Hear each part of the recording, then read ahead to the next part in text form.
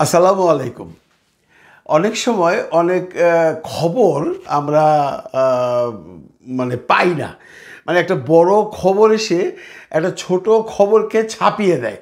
গতকালকে বাংলাদেশের প্রধান আলোচনা ছিল ঐক্যমত্য কমিশনে। সেটা নিয়েই সারাদিন আলোচনা চলেছে। এই আমাদের ভার্চুয়াল মিডিয়াতে অনেক অনেক কন্টেন্ট হয়েছে। এই ফাঁকে প্রফেসর ডক্টর মোহাম্মদ ইউনূস একটা বড় যুগান্তকারী কাজ করেছেন, যেটা তেমনভাবে ফলাও হয়নি বা খুব একটা ভাইরাল হয়েছে তেমনটিও দেখিনি। খবরটা হলো প্রফেসর ডক্টর মোহাম্মদ ইউনূস একটা আইন পাশ করতে যাচ্ছেন। সেটা হলো যে বিগত আওয়ামী লীগের আমলে যে 3টি ইলেকশন হয়েছে, কেউ বলে রাতের ইলেকশন, কেউ বলে ভোট বাক্স পুড়ে দিয়ে সেই ইলেকশন, মোট কথা যে 3টি ইলেকশন হয়েছে, সেই 3টি ইলেকশনের ইলেকশন কমিশনার এবং প্রধান ইলেকশন কমিশনারকে জবাবদিহিতার জন্য ডাকা হয়েছে। তার মানে এরা এতদিন ধরা ছোঁয়ার বাইরে ছিল, এদের নিয়ে কেউ কোনো কথা বলছিল না। অনেকে দাবি তুলেছিল, কিন্তু কেউই সেই দাবির ব্যাপারে সরকারও কোনো কথা বলেনি, সরকারও এটা নিয়ে কোনো বড় ধরনের আলোচনায় যায়নি। ঠিক সময় মতো প্রফেসর ডক্টর মোহাম্মদ ইউনূস সেই কাজটি করে ফেলেছেন। আপনারা অনেকে হয়তো শুনেছেন যে উনি নতুন যে আইন করতে যাচ্ছেন, তাতে করে এই যে বিগত যে আমাদের কমিশনার বা প্রধান কমিশনার ছিলেন, তাদেরকে ডাকা হবে, তাদেরকে জবাবদিহিতা চাওয়া হবে, মোট কথা তাদেরকে আইনের আওতায় আনা হবে। এখন প্রশ্ন আসছে, প্রফেসর ডক্টর মোহাম্মদ ইউনূস কি শুধুমাত্র এই বিগত যে কমিশনার ছিল তাদের বিচার করবার জন্যই এই আইনটি পাশ করতে যাচ্ছেন? না, এখানে একটা বড় রিজন হলো সামনে যে নির্বাচন আসছে, নতুন যে নির্বাচন কমিশনার আসছেন বা যিনি আছেন, ওনারা যেন কোনো অবস্থাতেই কোনো অনৈতিক কাজ করতে না পারে, ওনারা যেন কোনো দলকে সাপোর্ট করতে না পারে, এবং ওনারা যেন নির্বাচনে কোনো কারচুপি করতে না পারে।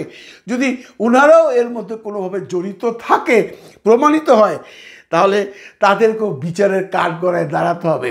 যদিও এটা নিয়ে নির্বাচন কমিশন থেকে আপত্তি উঠেছে, কিন্তু প্রফেসর ডক্টর মোহাম্মদ ইউনূস কোনো আপত্তি মানতে রাজি নয়।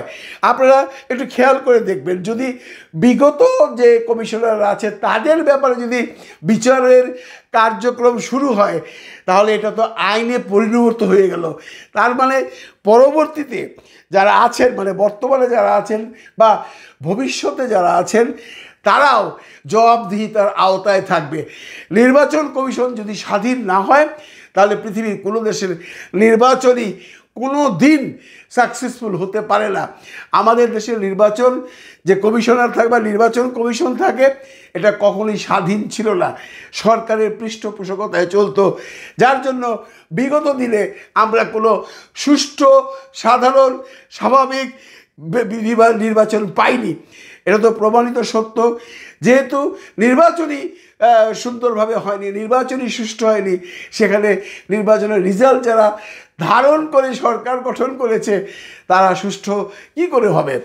এই যে কাজটা উনি করেছেন, এই জন্য ওনাকে সাধুবাদ জানাতে হয়। অনেকে বলেন না প্রফেসর ইউনূস কী করেছে, প্রফেসর ইউনূস কী করেছে, কিন্তু নির্বাচন কমিশনকে এই যে আইনের আওতায় আনা, এটা কিন্তু আগের কোনো সরকার করেনি।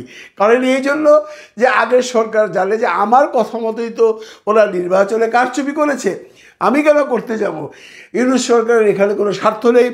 ইউনূস সরকার যে দেশকে ভালোবাসেন, এটা তার আরেকটা প্রমাণ।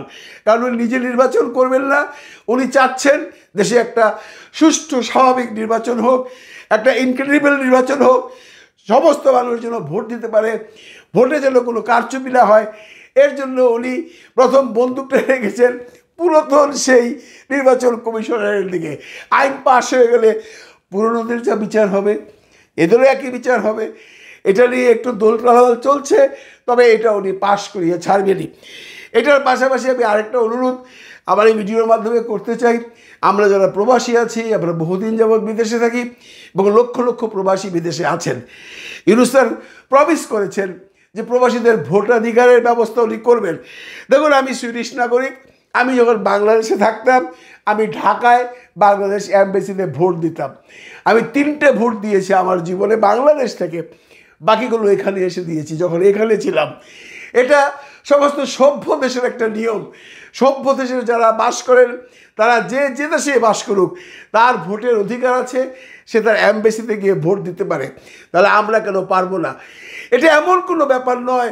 আপনাদেরকে আরও সোজা করে যদি বলি, আমি ঢাকায় বেশ কয়েকটি ক্লাবের মেম্বার, আমি ইদানিংকালে সেই ক্লাবের ভোটও ঘর থেকে দেই। কারণ সিস্টেম এখন এমন জায়গায় চলে গেছে যে আপনি এই স্টকহোমে বসে সারা বিশ্বের খবর পাবেন, স্টকহোমে বসে বাংলাদেশের খবর পাবেন।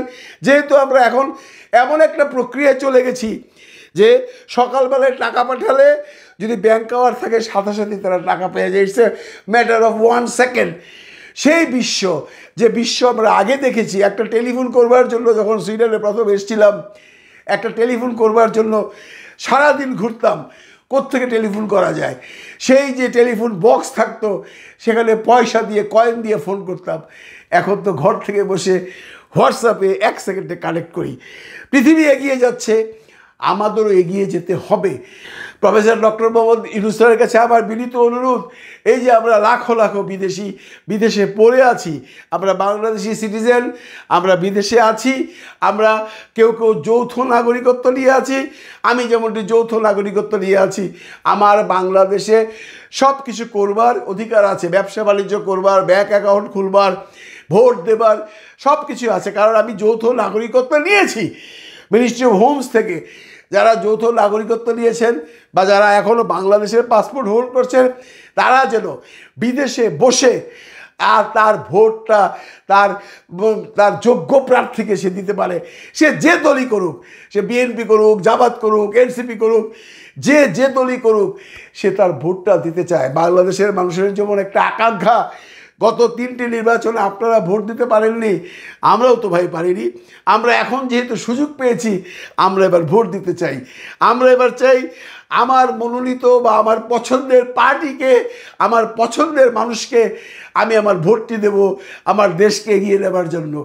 এই জন্য ইউনূস স্যারকে আবারও বলছি, যদি উনি প্রমিস করেছেন, উনি বলেছেন, হ্যাঁ উনি ব্যবস্থা করছেন, আশা করব এটা করা খুব একটা বড় ব্যাপার নয়। সরকারের যদি সৎ ইচ্ছা থাকে তাহলে এটা করা খুব ইজি ব্যাপার। হয়তোবা আমেরিকা কানাডাতে একটু কঠিন হতে পারে, সেখানে অনেক জনগণ বাস করে একসাথে, কিন্তু ইউরোপের বেশ কিছু দেশ আছে যেখানে এমন কোনো জনগণ নেই, 10, 20, 15, 20 হাজার জনগণ থাকেন যারা বাংলাদেশি নাগরিক, তারা ভোট দিতে পারছেন না বা ভোট দেন না, ওই সময় এইখানে থাকেন, তাদের জন্য ব্যবস্থাটা করা হয়।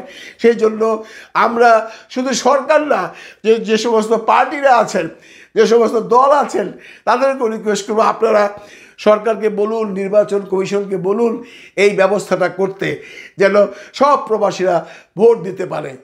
ভালো থাকবেন সবাই, ভালো রাখবেন সবাইকে। আল্লাহ হাফেজ।